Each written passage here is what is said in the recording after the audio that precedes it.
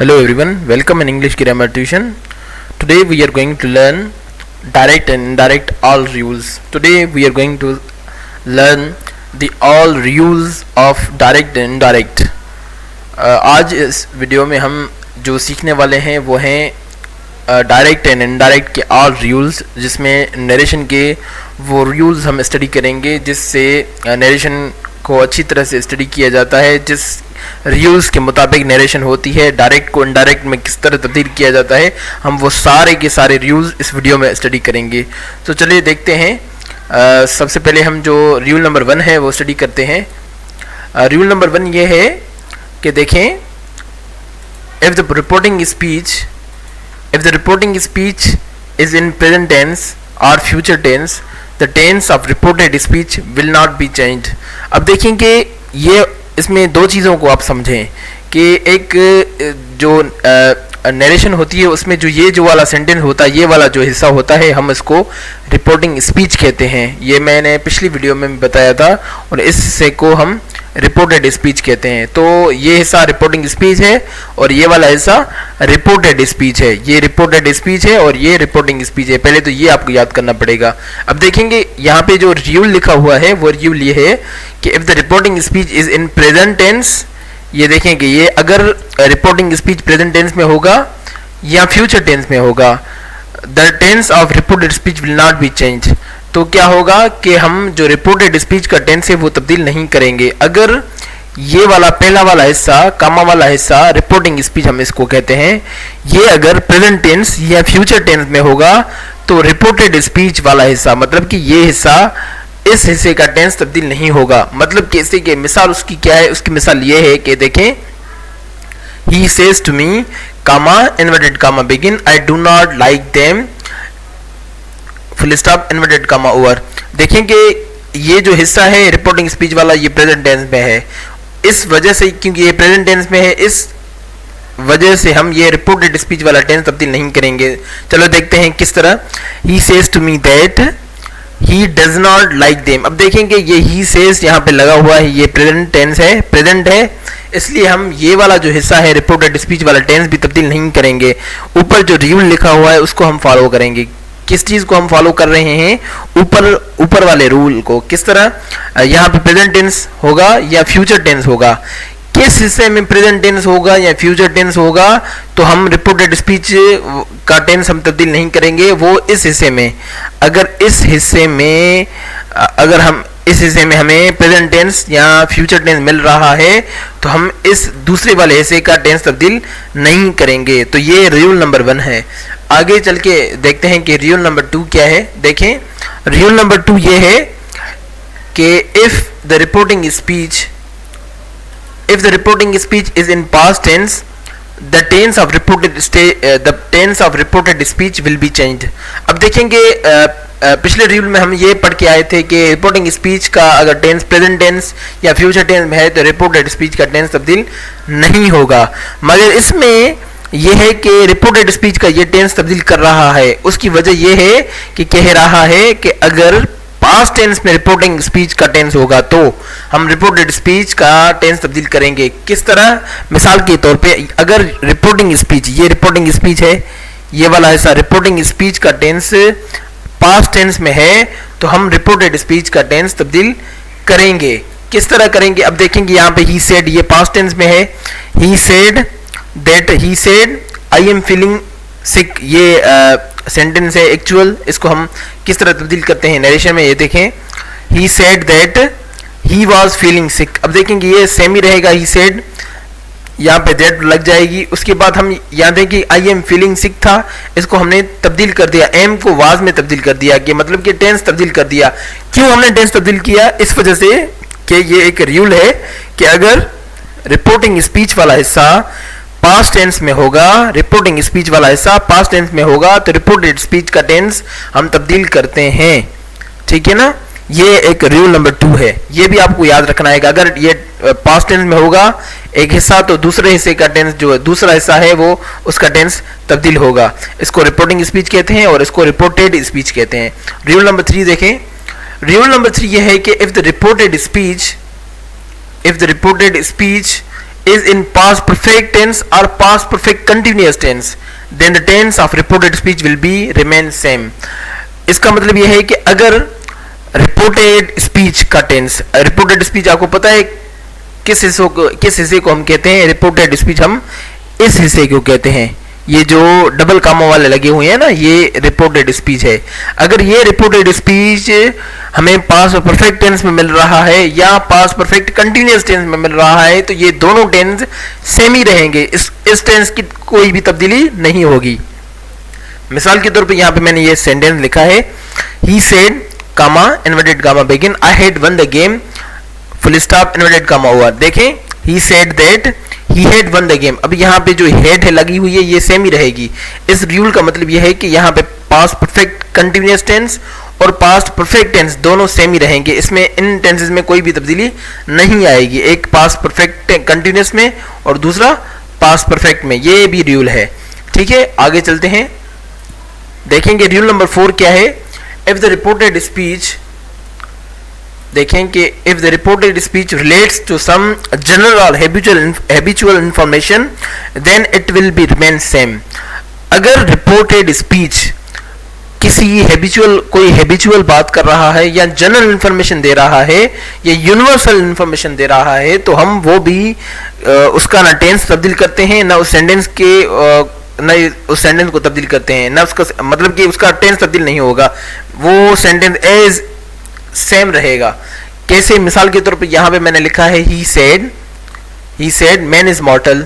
अब देखें ये यहाँ पे ए आएगा, man is मॉर्टल।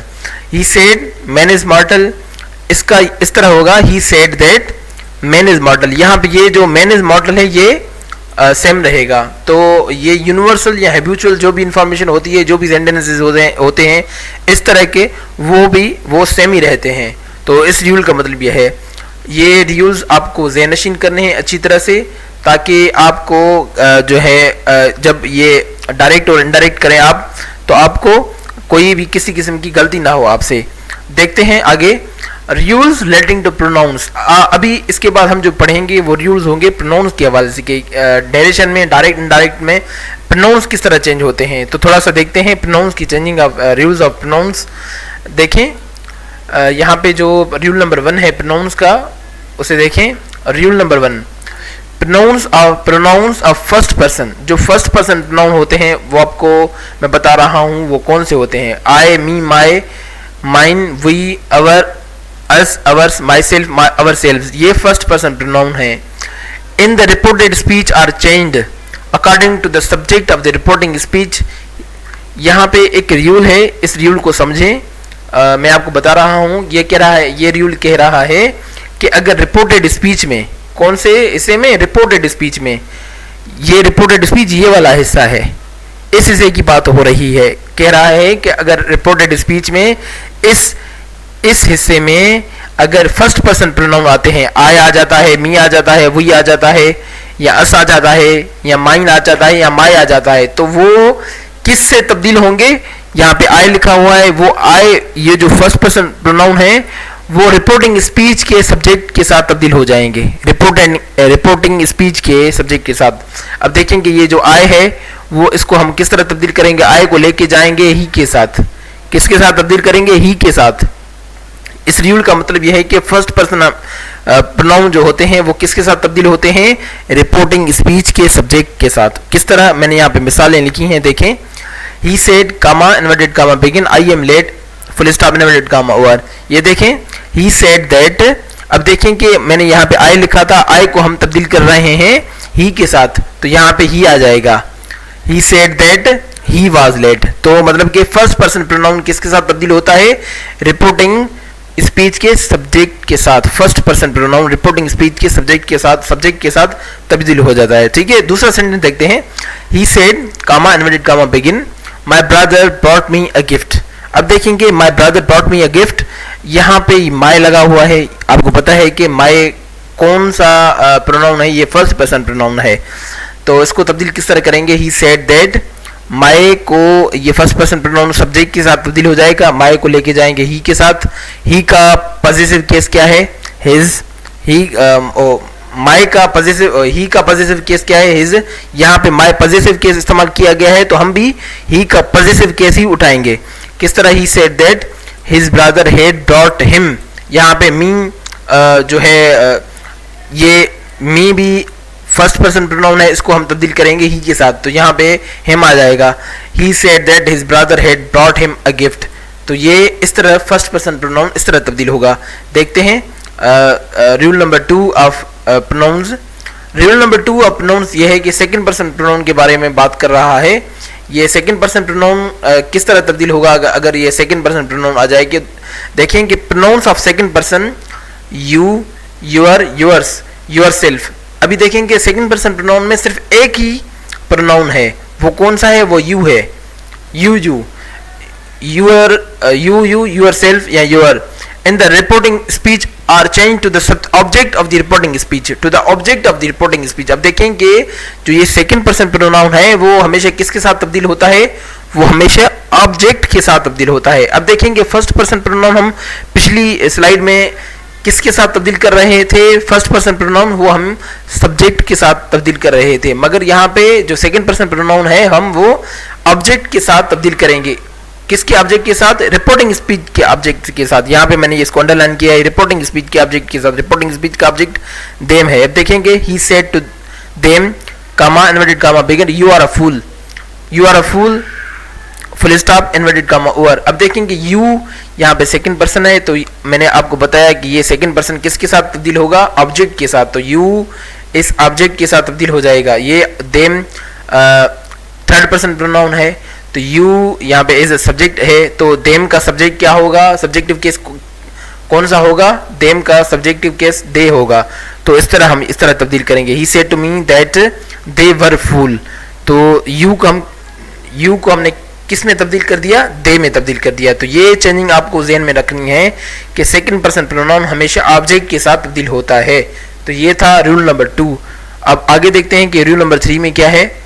Rule number 3 of pronouns ये कहता है कि देखें प्रोनाउंस जो थर्ड पर्सन प्रोनाउन होते हैं ना, third person pronouns of third person, he, she, it, they, them, themselves, herself, etc in the reported speech remain unchanged in the direct speech.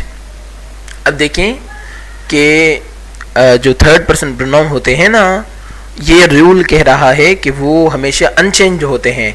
He said, फर्ज करें he said comma, inverted comma, begin, they are sad, full stop, inverted comma, over. अब देखें कि he said ये यहाँ पे ये जो हिस्सा है, अगर यहाँ पे थर्ड पर्सन प्रोनाउन आ जाता है तो वो अनचेंज्ड होगा, उसको हम कभी भी तब्दील नहीं करेंगे। आपको पता है ना थर्ड पर्सन प्रोनाउन कौन कौन से होते हैं, उसमें ही, शी, इट, दे, ये थर्ड पर्सन प्रोनाउन है। ये अगर कहीं पे भी सेंटेंस में आ जाए नरेशन में तो वो चेंज नहीं होते। तो ये था रूल नंबर 3। तो आज हमने रूल्स देखे, किसके रूल्स देखे, डायरेक्ट इनडायरेक्ट रूल्स देखे, वो भी मोस्ट इंपॉर्टेंट रूल्स थे जिसको आपको अच्छी तरह से ज़हन नशीन कर लेना है। अगर आपके पास कोई क्वेश्चन है तो आप कमेंट सेक्शन में मुझसे पूछ सकते हैं। हमारे वीडियोस को लाइक करें और हमारे चैनल को सब्सक्राइब करें ताकि हमारे लिए ये एक मोटिवेशन का बायस बने कि हम आपके लिए बहुत सारी वीडियोस बनाते रहें और आपको सही इन्फॉर्मेशन आप तक पहुंचाते रहें। थैंक्स।